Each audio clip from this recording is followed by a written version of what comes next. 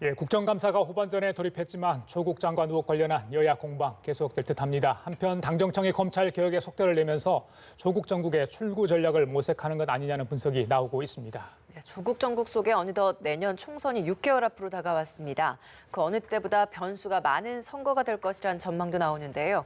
이 관련 내용들 임병식 전 국회 부대변인 정태근 전 국회의원 두 분과 함께 자세히 짚어보겠습니다. 예, 어서 오세요. 안녕하십니까? 네, 안녕하세요. 예. 자, 먼저 검찰 개혁 관련 얘기 좀 하겠습니다. 어제 고위 당정청 회의가 있었고 그 내용을 토대로 해서 잠시 후 11시에 조국 법무부 장관이 검찰 개혁을 발표할 예정입니다. 임 부대님, 당정청이 검찰 개혁 굉장히 속도를 내는 모습 아니겠습니까? 한쪽에서 대검에서 계속 발표를 했고 조국 장관도 이번에 이제 두 번째 마이크를 잡게 되는 건데 이처럼 속도를 내는 이유는 어디 있다고 보십니까? 대략 한 세 가지 정도로 지배하게 되는데, 첫째는 아무래도 지난 8월 9일 날 조국 장관을 내정했던 이유가 사법개혁, 즉 검찰개혁이라는 그 화두를 달성하기 위했던 것이기 때문에 이것을 제도적으로 마무리하는 차원이 있는 거고, 두 번째는 이게 조국 사태가 2달 이상 지금 장기화되면서 굉장히 그 국민들의 피로감이 누적되고 있고, 이에 따라서 여론이 굉장히 악화가 됐죠.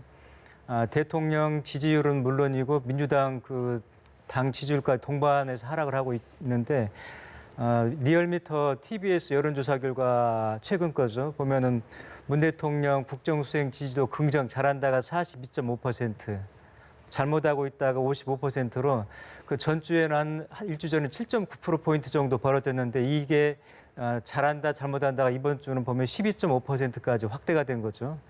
민주당 같은 경우도 한국당하고 당 지지율이 0.9%포인트로 좁혀졌었고요. 그래서 이제 이런 위기감을 좀 반영돼 있고요.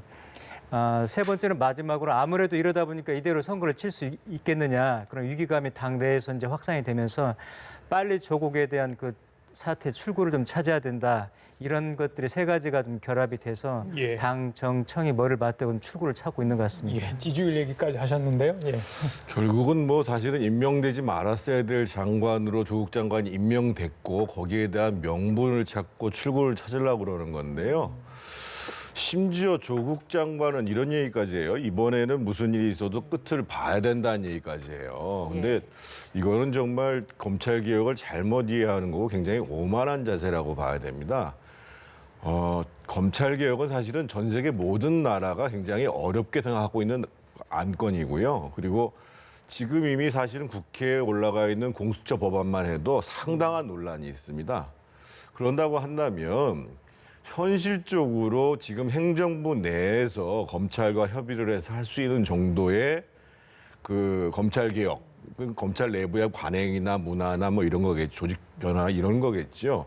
그런 정도를 지금 사실은 행정부 내에서 할 수 있는 일이고, 궁극적으로 검찰 개혁이 의미하는 정치적 중립성, 수사의 독립성, 그리고 특히 이제 기소의 공정성 문제, 이런 문제는 사실은 제도적으로 해결될 수밖에 없는 문제예요. 그건 국회에서 할 수밖에 없는 문제고, 이미 패스트트랙에 올라가 있다고 하더라도 공수처 법안 그 자체가 그대로 통과될 거라는 보장은 없는 겁니다. 그래서 여러 가지 정치적 이유 때문에 서두르는 것은 이해하겠습니다만, 그렇게 되면은 사실은 검찰 개혁이 더 잘 안 된다고 봐야 됩니다.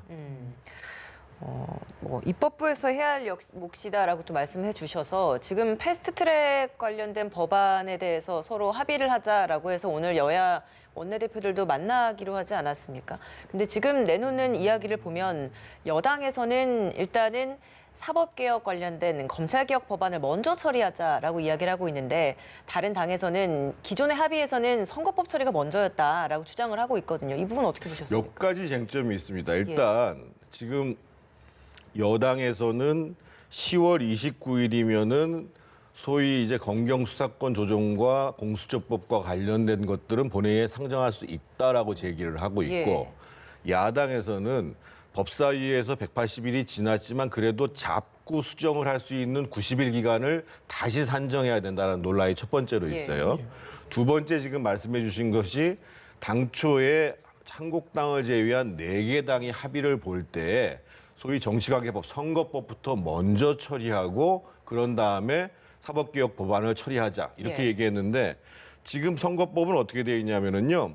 8월 29일 날 정개특위에서 통과해서 법사일 90일을 지나는 시점이 11월 26일입니다. 그러니까 11월 27일부터 상정할 수 있습니다. 그러면 상식적으로 따지면 11월 27일 이후에 소위 선거법안을 먼저 처리를 하고 그러고 난 다음에 소위 사법개혁 법안을 처리를 해야 되는데 왜 이렇게 갈 수밖에 없냐면 현재 민주당 의석은 128석뿐이 안 됩니다.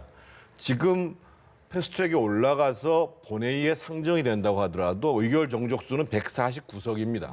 그래서 정의당, 평화당, 민중당, 더불어민주당하고 가깝다고 하는 당을 다 합쳐봤자 139석이에요. 결국은 대한정치연대나 바른미래당이 도와주지 않으면 처리가 안 되게 돼 있는 문제예요. 그런데 이 문제를 조국 장관 문제 때문에 기존의 합의사항을 다시 둘러쳐가지고 사법개혁안부터 처리한다는 것도 말이 안 될 뿐만 아니라 결국은 이제 특히 사법개혁 관련해서는 가장 문제가 되는 게 공수처 법안입니다. 예.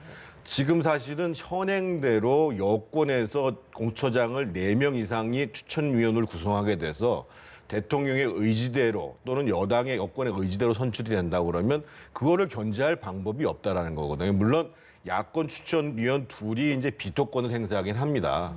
그래서 권은희 의원 같은 경우에는 그러지 말고 지명된 이후에 국회에서 동의하는 절차를 밟자. 이게 이제 권은희 의원은 아니고 백혜련 의원은 그냥 인사청문회만 거치면 이전에 장관 임명하듯이 하자 이런 아니거든요. 그래서 상당한 논란이 있는 사안입니다. 그래서 저는 어차피 이번에 한번 사법개혁을 시도하면 또 상당 기간 내 그 검토 과정들을 진행 과정들을 거쳐야 되는 것이거든요. 그래서 이렇게 이제 시간에 쫓겨서 마구 몰려야 할 것이 아니라 지금 우려로 제기되는 부분들을 하나하나 잘 점검해서 그나마 문제가 있음에도 불구하고 나은 안을 만들어내는 것 이게 중요할 거라고 생각합니다. 예, 여야 원내대표 회동이 있고 또 여야 대표가 만나는 정치협상회의도 있는데 방금 말씀하신 것처럼 내용이나 시기 어느 하나 쉽게 좁혀질 가능성은 없어 보입니다. 예.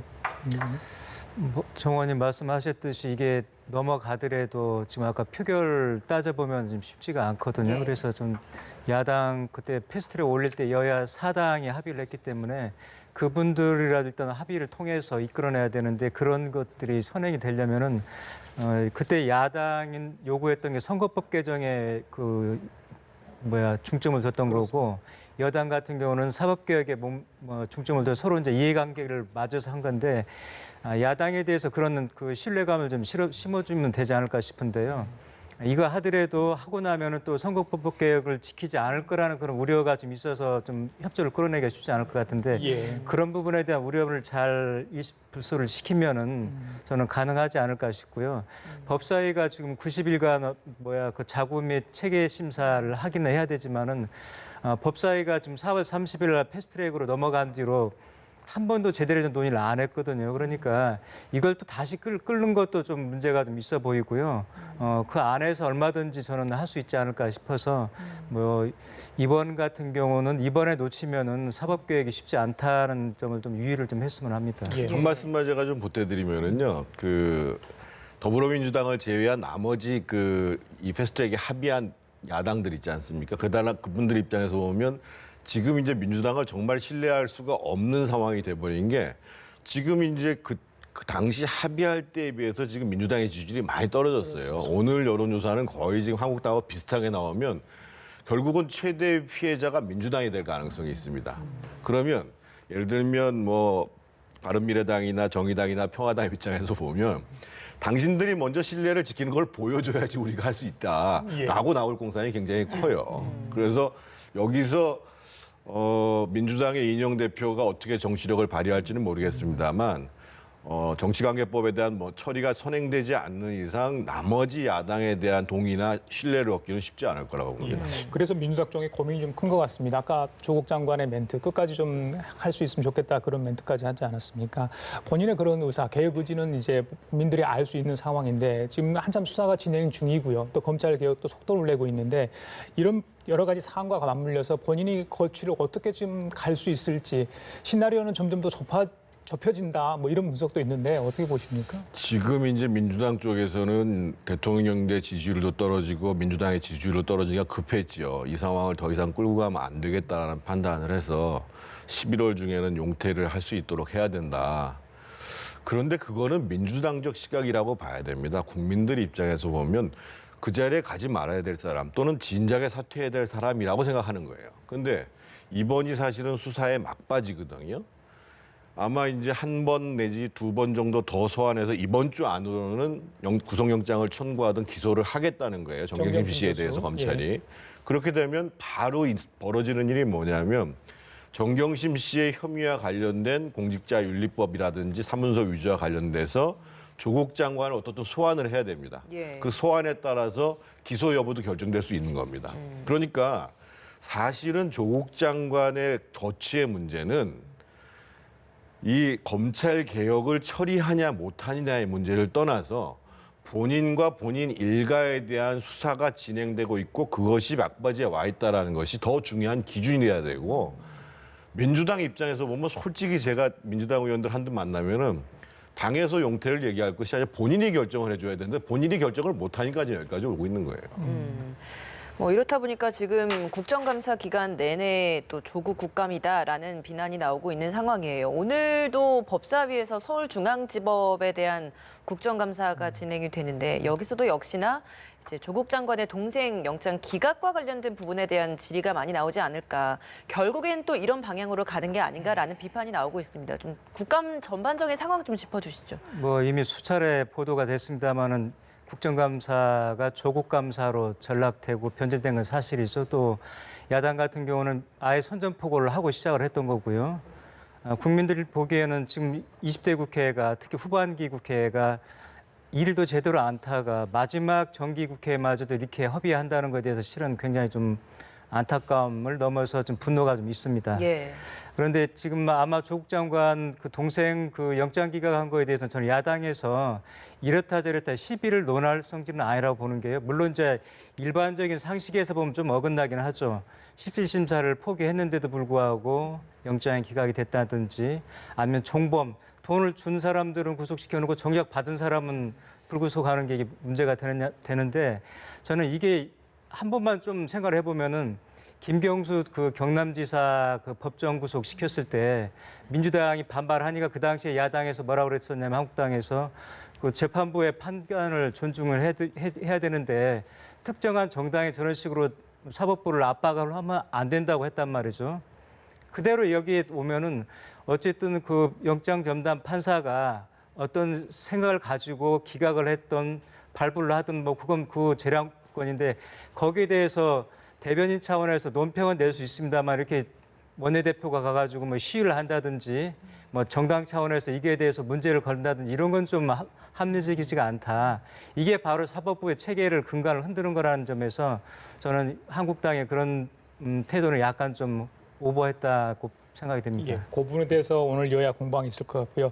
정 의원님, 아무래도 내일 법무부 국감이 하이라이트 아닌가 싶어요. 네. 조국 장관이 물론 나와서 답변을 하게 될 텐데 인사청문회와 국감은 분위기도 다르고 이게 질의 내용도 좀 다르지 않습니까? 어떻습니까? 더더군다나 이제 그 국정감사에서는 증인이 위증을 하게 되면 처벌을 받도록 되어 있습니다. 인사청문회 때 본인이 거짓말을 하는 것은 처벌받지 않습니다. 자기에 대한 방어이기 예. 때문에. 근데 국정감사에서는 증언간증법에 따라 가지고 처벌을 받도록 되어 있습니다. 예. 그래서 아마 지금 야당 입장에서 봤을 때는 그동안 조국 장관이 기자 그 간담회 또는 그 청문회 과정에서 얘기했던 거짓말 문제를 집중적으로 거론을 하고 그걸 확인받으려고 할 겁니다, 아마. 그래서 저는 사실은 국정감사 자체가 다른 뭐 법사위는 어쩔 수가 없다 치더라도 다른 모든 국감이 사실은 조국 국감이 되는 게 사실 안타까워요. 예. 예를 들면 지금 산자위 같은 경우에 보면 지금 7천억을 들여서 월성 1호기 고쳤는데 그거 지금 영구 정지시킨다라는 논란부터 시작해서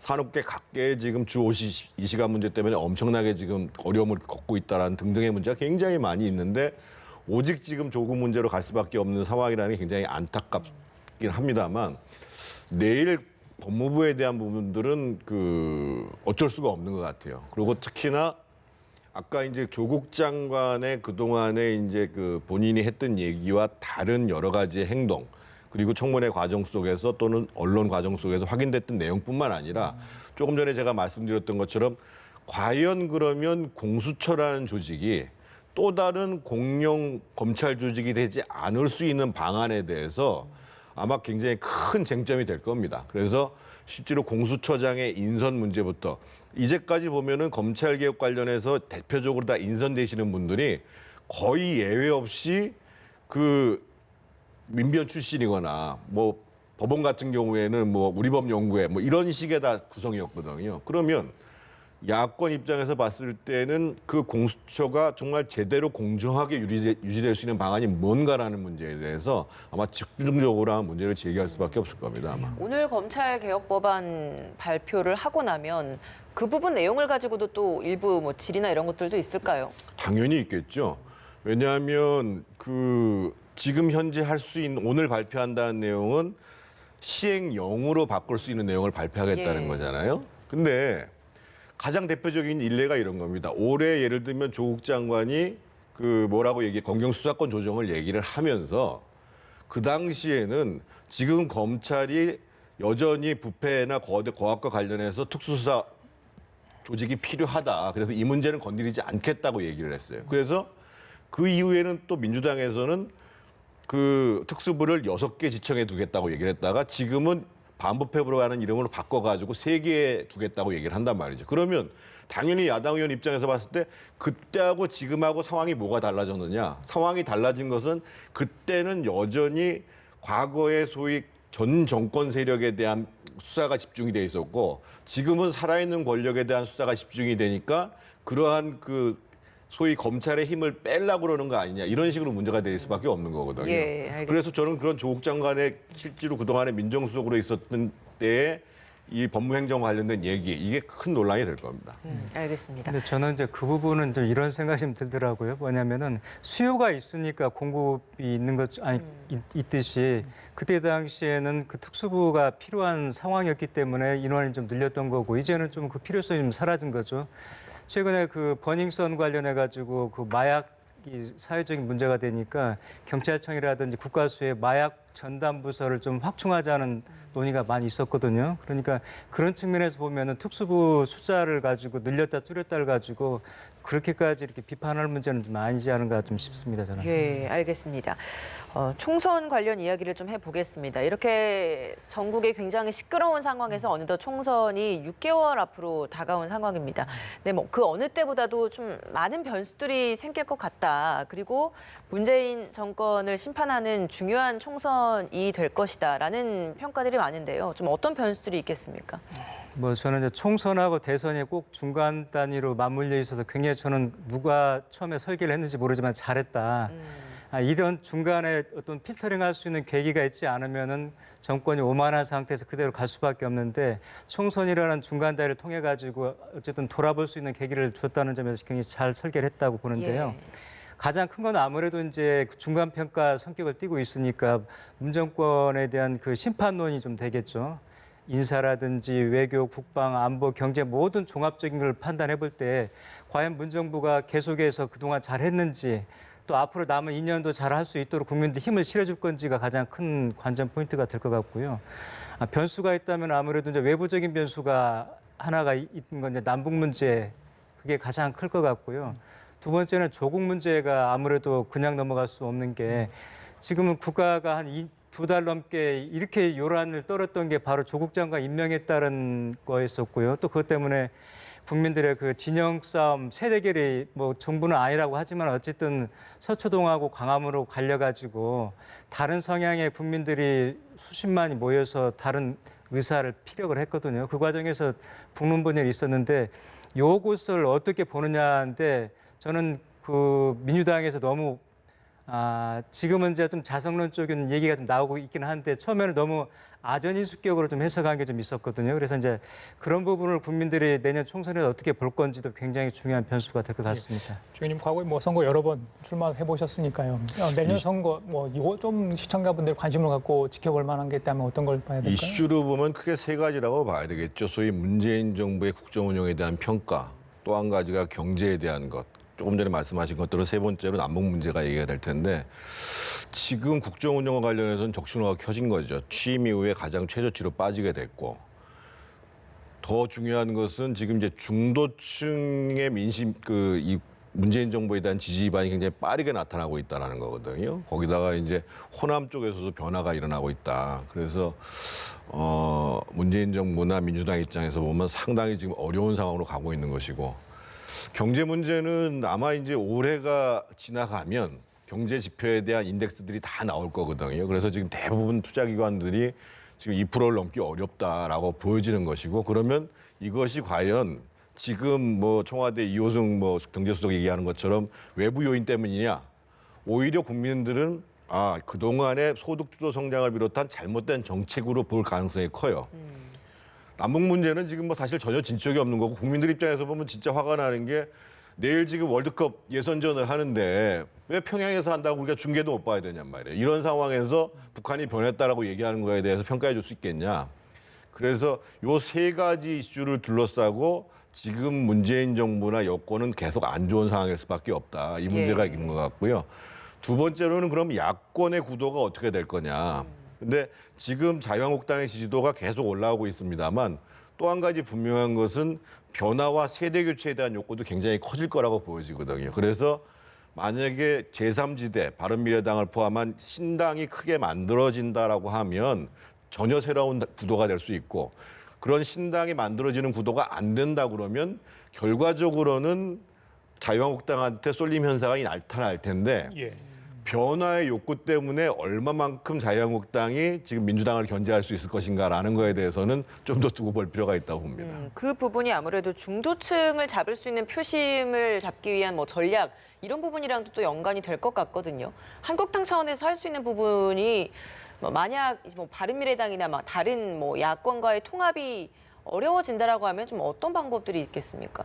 첫 번째로는 한국당은 일단 이미지의 변화를 가져와야 됩니다. 그러니까 이제 특히 중도에 계시는 분들이 한국당한테 갖고 있는 이미지가 하나는 굉장히 좀 과거지향적인 낡았다라는 것, 그리고 이념적으로 너무 보수적이다라는 것, 이런 거거든요. 그러려면 이 문제를 이제 변화할 수 있는 방법은 일단 중진들부터 대거 용퇴를 하는 방법이 밖에 없습니다. 예. 그러면서 우리가 지도부에서 우리가 중도로 향해 가겠다라는 얘기를 해줘야 되는데, 지금 한국당이 계속 이제 그 대여투쟁 과정 속에서 보여주는 거를 보면 지금 잘 나가다가도 국회에서 또 이제 사고치고 막 이러잖아요. 그래서 더더군다나 사실은 사람을 용퇴시킨다는 건 굉장히 쉽지 않은 문제인데, 예. 거기에 대한 지도부의 결단이 있어야 될 것 같고, 두 번째로는 본인들이 중심이 돼서 큰 텐트를 친다고 했을 경우에 그러면 나머지 세력에 대해서 어떻게 예우를 할 것인가. 단순히 예우의 차원이 아니라 실제로 공천이나 정책을 만들어가는 과정 속에서 권한을 부여해 줘야 되거든요. 그것을 과연 과감하게 할 수 있는가. 그리고 또 한 가지 그래도 남는 문제가 그 전체적인 보수 진영 내에서 우리 공화당처럼 상대적으로 과격한 진영들의 문제에 대해서 과감하게 지금은 우리가 총선 승리를 위해서 보다도 온건하고 합리적으로 가야 되겠다는 입장을 견지할 수 있는가. 이 문제가 또 여전히 남는다는 거죠. 쉽지 않습니다. 네, 한국당 관련해서요. 뭐 불가리는 뭐 여야 다 마찬가지겠죠. 어떻게 잘하느냐에 따라서 총선 승리가 될 거다. 뭐 예전에 총선의 그런 사례를 보면 대충 이런 이야기를 많이 하지 않습니까? 패스트트랙 관련해서 지금 59명이 검찰에 이제 소환 대상이 되고 있는데 한 명도 지금 출석하지 않았습니다. 검찰에서 할 수 있는 이야기는 저도 사법적인 절차는 있겠지만 또 국회의원이기 때문에 또 한국당은 또 이 사법 절차가 됐을 때 총선에 영향을 미치는, 그러니까 신분의 변화도 있을 수 있는 것까지 최악의 상황까지 고려를 할 수밖에 없을 것 같은데, 패스트트랙 문제는 한국당에 어떤 영향을 미친다고 보십니까? 한국당 의원들 아마 당사자들 포함해서 굉장히 고심이 깊죠. 왜 그러냐면 앞서 말씀드렸듯이 이 국회법에 이 법은 굉장히 강해가지고 이게 당선 자격을 상실하게 되는거든요. 아니 피선거권 자체를. 근데 지금 보면은 한길리서치 최근 여론조사 보면 무당층이 무응답까지 포함해서 46.5%가 나왔거든요. 그 전에 또 SBS가 추석 이후에 한 것도 보면 또 그렇게까지 나왔는데, 저는 이제 한국당은 국회는 법을 만드는 곳이지 법을 집행하고 해석하는 곳은 사법부란 말이죠. 근데 예. 나경원 원내대표가 불출석 사유를 뭐라 그랬었냐면은 문희상 의장의 불법 사보임을 먼저 했기 때문에 불법에 대한 정당한 정당방위 차원이었다. 그래서 우리는 응할 수 없다는 식의 논리를 폈었는데, 그게 정당했는지 정당하지 않았는지는 검찰이라든지 재판부를 통해서 가릴 일이지, 입법부에서 법을 만드는 데에서 끝내야지 저런 식으로 우리는 정당하게 권리 행사했다고 할 게 아니라 그게 정당했는지 안 했는지는 사법부 판단에 맡기는 게 올바른 자세고요. 그게 또 빨리 이 문제를 매듭짓는 건데 가가지고 그 소환해서 정당하게 또 그런 의사를 피력을 해서 그런 문제가 있던 부분을 해서 상쇄를 시키는 노력을 가져야 되는데 그러지 않고 우리는 죄 없으니까 안 가겠다라든지 뭐 이제 최근에 한번 물러서가지고 국정감사가 끝나면 가겠다 이러시는데 저는 한국당에서 수사에 적극적으로 응해서 본인들의 주장도 좀 하시고 그랬으면 좋겠습니다. 네, 민주당의 총선 전략에 있어서는 임 부대변인께도 먼저 좀 여쭤보도록 하겠습니다. 일단은 뭐 물론 두 당, 한국당도 그렇고 민주당도 그렇고 중도층을 공략하는 게 굉장히 중요할 것 같아요, 이번 총선에서. 근데 이번 최근에 나오는 여론조사 결과를 보면 민주당도 굉장히 좀 많이 떨어지고 있는 상황이라서 좀 어떤 부분에 초점을 맞춰야 된다고 보십니까? 아무래도 앞서도 정 의원님도 말씀하셨는데 중도층이 가장 공략 포인트인데요. 민주당 초반 지지율이 문 대통령 국정 수행 지지율은 80까지 갔다가 지금 보면은 대통령은 40대 초반, 민주당은 30대 초중반 이렇게 나왔는데 그러면은 그것만 가지고 따져도 한 40에서 40% 이상이 좀 빠졌다는 얘기인데요. 그분들 빠진 분들이 그게 다 또 한국당으로 갔냐면 또 그것도 아니란 말이죠. 중간지대에 머물러 있는데 앞서 제가 말씀드렸던 것처럼 40% 중반 정도가 좀 무당층으로 좀 분류가 되는데 그분들을 어떻게 설득을 하고 그 돌아선 그 민심을 되돌리냐가 이제 민주당의 그 선거 전략일 수밖에 없는데 가장 큰 약점이 TK는 그렇다 치더라도 흔히 하는 말로 TK는 뭐 넘을 수 없는 벽인데 PK는 어쨌든 민주당에서 공약을 해서 지난 지방선거 때도 뭐 그 광역단체장을 다 석권하고 했는데 지금 거기를 다 내주게 생겼단 말이죠. 그러면은 민주당이 다음 대선 갈 때도 굉장히 어렵죠. 그래서 PK 공략이 어느 때보다도 좀 아마 신경을 써야 될 것 같다는 생각을 해보고 있습니다. 예, 알겠습니다. 전국에 다양한 변수가 있고 앞으로 6개월 동안 총선 관련 얘기는 끊임없이 나올 것 같습니다. 지금까지 임명식 전 국회 부대변인 정태근 전 국회의원 두 분과 함께했습니다. 말씀 잘 들었습니다. 고맙습니다.